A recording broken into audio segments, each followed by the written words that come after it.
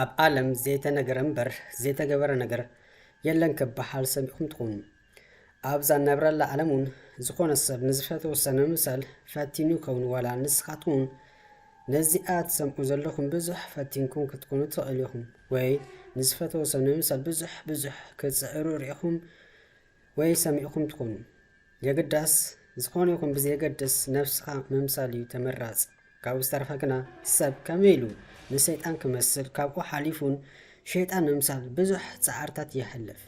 ንሸይጣን ንክመስሉን ክሳብ ሂወቱ ኣብ ሓደጋ ዘእቱ ከበርቲ መስርሕ ዘሕልፍ በሉ ፍተውት ጽልኦ ማይክል ዝተባሃለ ሰብ ንሸይጣን ክመስል ኣለኒ ክብል ቆሪፁ ተላዒሉ ንምእማን ዘጸግም ዘሰንብድ ኩነታት ሓሊፉ ዝተመናኽቦ ሰይጣን ይመስል ኣለኹ ክብል ንዓለም ይነግራሉ።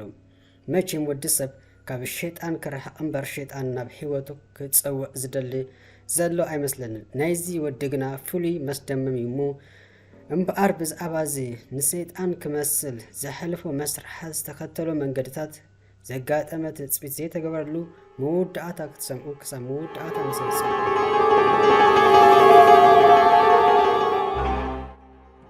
እዚ ሰብ ፍተው ጽልኡ ንሸይጣን ክመስል ብዙሕ ፅዒር እዩ። ንእዝኑ ቆሪፁ ፍርቂ ኣፍንጭኡ ጎሚዱ መልሓሱ ናብ ክልተ ጨዲድ እዩ። ኣስናኑ ብካልእ ብሩር በላሕቲ ኣስናን ተኪእዎ እዩ። ካብ ኣጻብዕቱ ሓንቱን ቆሪፁ ንዝወሓብ ሂዎ እዩ። የእንቱ ከተረፈ ብዘገርም መንገዲ ክሳብ ምእዋር ዘብፅሖ ናይ ውቃጦ መስርሕ ሓሊፉ ካብ ፃዕዳ ናብ ጸለምቲ ከም ዝቕየሩ ኮይኖም ኣለዉ። ንምንታይ ይኸውን ነዚ ኩሉ መስርሕ ሓሊፉ ንገዛእ ኣካላቱ ብበላሕቲ ነገራት ኣጥቢሑ ንዝብል ሕቶ ኣብ መእተዊ ከም ዝተገለጸ እዚ ሰብ ነዚ ኩሉ ዝገብር እንዳገበረ ዝርከቡን ሸይጣን ንምምሳል ከም ዝኾነ ብልሳኑ ዘረጋገፁ እዩ። ወዲ 45 ዓመት ፍሉጥ ናይ ውቃጦ በዓል ሞያ ማይክል ፎሮዶፕራዶ ኣብ ዓለም ዝፍለጠሉ ሳጉኡ ሸይጣን ንእምነቱ ኣብ ዋጋ ዕዳጋ ዝእቱ ክርስቲያን ከም ዝኾነ ዝዛረቡ እኳ እንተኾነ ደጋዊ ትርኢቱ ሙሉእ ብምሉኡ ብዝበሃል ደረጃ ሰይጣን ከምዚ ኢሎም ብቐመጦ እንዳቀረፀ ገዛእ ሰብነቱ እንዳቆራረፀ እንዳመዓራረ ናብዚ ዘፈርሕ ፍጥረት ንምልወጥ ብዙሕ ዝተጓዓዘ እዩ። እንተኾነ ሕጂውን ግኡዝኡ ከም ዘይወድአን ዝዛረብ ዘፍርሕ ሰብ እዩ።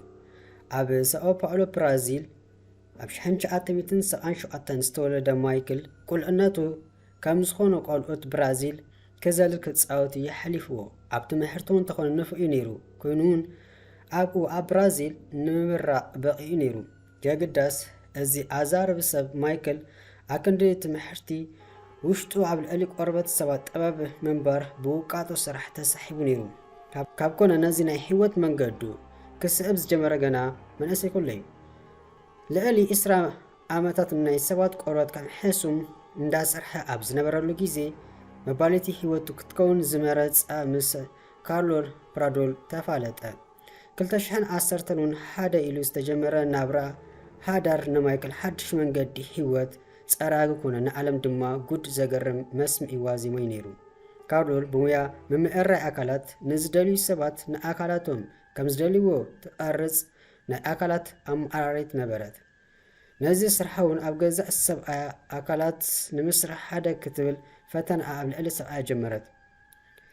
ነዚ ንሰብነቱ ንምቕያር መንገዲ ንምክታል ንሰበይቱ ሰብነቱ ኣሕሊፉ ምስ ሓባ ኣቦኡ ኣቦሓጉኡ ከይተረፈ መላእ ብሂወት ዘለዎ ቤተሰቡም ዝከዶ ዘለዎ ትርኢቱ ናይ ምቕያር መንገዲ እንተዘይተቐበልዎ ከም ድሒሩ ግና ብዝግባእ የእሚንዎን ከይፈተውን ተቐቢሎሞ መወዳእቱ ንምርኣይ ከም ፊልም ምስቲ ካልእ ህዝቢ ዓለም ክከታተሉ ጀመሩ። ከም ባሓጉን ትኾነሉ ሰበይቲ ስለ ዘላቶ ኣብ ሓዳሩ ሕጉሰ ዝብል ካብ ሓዳሩን ወድን ጓል ረኺቡ እዩ። ማይክል ብኣቦኡ ኣቦሓጉኡ ብደቁ ሰበይቱ ተፈትዩ ንመንነቱ ተቐቢሎም ከም ዝነብሩ ብምጥቃስ ካብ ቤተሰቡ ዝረኸቦ ተቐባልነት ካብ ዓለም ክረክብን ሰባት ምንቃፍ ገዲፉም ተሚሎም ክቕበሉ ይደሊ። ኣነ ንኣይ ግደፉን ስለምንታይ ትፈርዱን ክብሉን ይሓቶም። ካብ ኣካል ወዲ ሰብ ዘይሓሰስ ሕብሪ ተጠቂሙ ስራሕ ጥበብ ንምግባር ጥበብ ይሓትት እሞ በዚ ፊኖ ዝኾነ ማይክሉን በዚ ምኡ ብዙሕ ዶላራት ዝረክብ ብምዃኑ ንገዛእ ነፍሱ ናብ ዓብይ ሸይጣን ንምቕያር ዝገብሮም ክቡር ናይ ሰብነት ምንቅስቃሳት ከምኡውን ደስ ዝበሎ መጥባሕቲ ክገብር ዝሕተቶ ብኣሽሓ ዝቁፀር ዶላር ንምሽፋን ኣብ ኣመት ዘረክቦ ዝተጻረየ ኣታዊኡ 600,000 ናይ ኣሜሪካ ዶላር እኩል ተረፍ ነይሩ። ነዚ ናይ ጥበብ ስራሕ ዝገልጸሉ ሓደ ማሕበራዊ ሚድያ ከፊቱ ኣብዚ ሕጂ ሰዓት ብዙሓት ሰዓብቲ ክህልዎ ከሎም ኣብ ገዛ ኣካላቱ ንዝገብሩ ለውጥታት ንሰዓብቱ ዋላ ሓደ ከየትረፈ የካፍሎም። ኣብ ዝሓለፈ ግዜ ሓደ ነገር ክገብር ከም ዝሓሰበ ንተከታተልቱ ሚስጥር ነጊሮም ነይሩ። ሸይጣን ንምምሳል ብዝገብሮ ጉዕዞ ኢድ እንታይ ክሰርሕ ክብል ፀሓፈ። ቅድሚ ሕጂ ካብ ዝቆረፀ ሓንቲ ኣጻብዕቲ ኩሉ ኢዱ ቅርጹ ብምቕያር ኣብ ክንዲ በሊሕ ፀፍሪ መሳል ነገር ክገብሮ ክብል ብስምባደ ንቐፅ ክብሉ ንሰዓብቱ ኣርዲእዎም እዩ። ልዕሊ 60 መጥባሕቲ ሓሊፉ 85 ካብ 100 ዝኸውን ናይ ክፋል ሰብነት ቆሪፁ ሙሉ ብምሉ ዝቀየረ ማይክል ቀጻል ለውጢ ሰብነት ዝኸውን ናይ ማእከል ኣጻብዕቱ ናይ ኣመልካቲት ኣጻብዕቱ ብሓደ ብምግባር ፋርኬታ መሳሊ በዓል 3 ጫፍ በሊሕ ቅርፂ ንምርካብ እዩ። ኣስናኑ ብምሉኡ ተበንቂሱ ብዘፈርሕ በሊሕ ናይ ብሩር ኣስናን ተተኪአነን።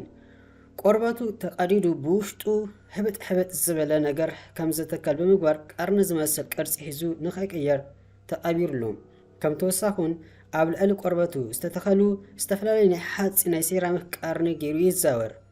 መራኸቢ ብዙሓን ንማይክል ብሳጉኡ ሸይጣን ኢሎም ክፅውዑ ከሎም ድሕሪ እዚ ኩሉ መጋረጃ ዘላ ሰበይቲ ድማ ጓል ኣንስተይቲ ሸይጣን ክትበሃል ድሕሪኡ መዛረቢ ኣርእስቲ ኮይና እያ። እዝኒ ምቁራፁ ስኢቡ ብዝነበረ ኣዛረብ ኣርእስቲ ጋዜጠኛታት ንዝሓተት ሕቶ ከምዚ ክብል ሓሳቡ ገሊጹሎም። ንእዝኒ ብምዕላይ ብጣዕሚ ሕጉሲ፣ እዚ ናተይ ውሳነ እዩ።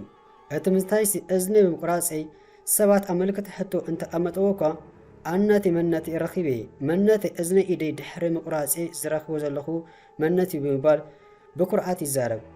ወዲ ሰብ ምኳን ዝደልዩ ነገር ኩሉ ክኸውን ከም ዝኽእል ኣብነቲ ዝብል ማይክል ናብ ህይወት ዳግማይ ዝተመለስኩ ዝኣክል ኮይኑ ይስምዓንሎም። ገና ጀሚረ እምበር መዓስ ወዲኤ ገና ዘሰንብድ ናይ ሰብነት ለውጥታት ገብሬ ብርግፁ ንዝናፍቆ ሸይጣን ክመስል ክብል ይዛረብ። ደጋዊ ኣካላቱ ንሸይጣን ይምሰል ደኣ እምበር ውሽጡ ግና ፈፂሙ ኣንጻራቱ ክርስቲያን ከም ዝኾነ ይዛረብ።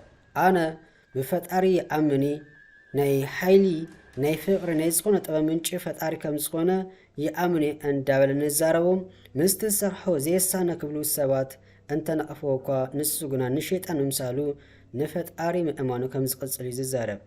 ካብ መዛዘሚ ወዲ ሰብ ዝበለ ይበል ብዘየገድስ ኣብ ገዛእ ሰብነተይ ዝበሓላ በሓላ ክጥቀም ቀጻሊ ተሰሚዒኻ እንትኾነ ግና እንታይ መዓስ ኣበይን ምግባር ምፍላጥ ናይ ለባማት ምርጫይ ዝተኸዓወ ክሕፈስ ይኽእል እዩ እንዳበልኩ ኣብ ዓለም ዘይተነገረ እምበር ዘይተገበረ የለን ንዝብል ኣብ በሓላ ኣስሚረሉ ሰላምኩም ተመኒ ተፋንኽኩም።